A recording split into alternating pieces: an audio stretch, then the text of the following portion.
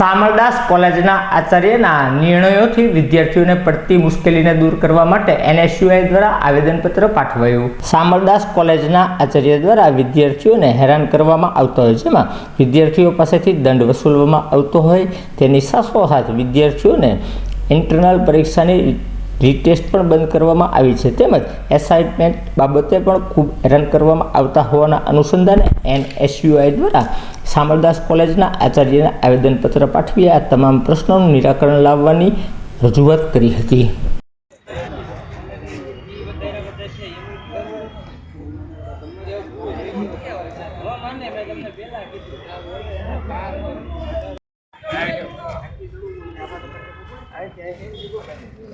एक मिनट को पे बजा एक मिनट बजा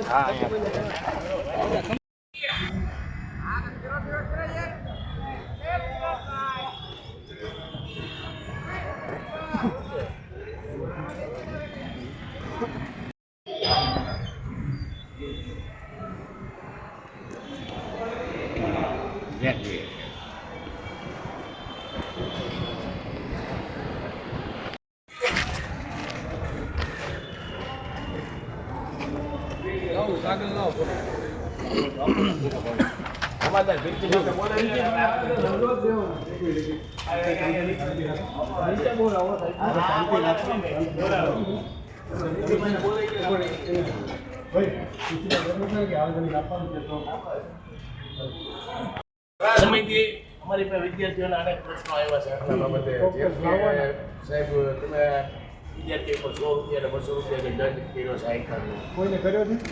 દંડ કર્યો છે। પેલી વાત સરકારી કોલેજમાં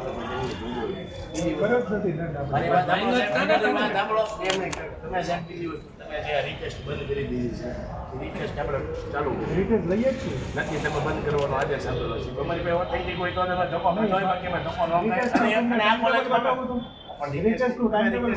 બીજી વસ્તુ અસાઇનમેન્ટમાં વિદ્યાર્થીઓને હેરાન કરવામાં આવે છે। હેરાન નથી સાહેબ 8-9 તારીખ એસાઇનમેન્ટ આવવાનો તો તેવી જોઈ શકે વિદ્યાર્થી કઈ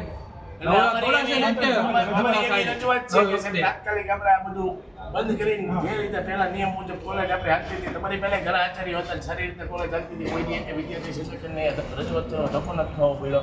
અમે બધા આ કોલેજમાંથી ભણીને આગળ ગયેલા છીએ, તાત્કાલિક સાહેબ આપણે આ દિવસ 2 માં છોકરાઓ પાણી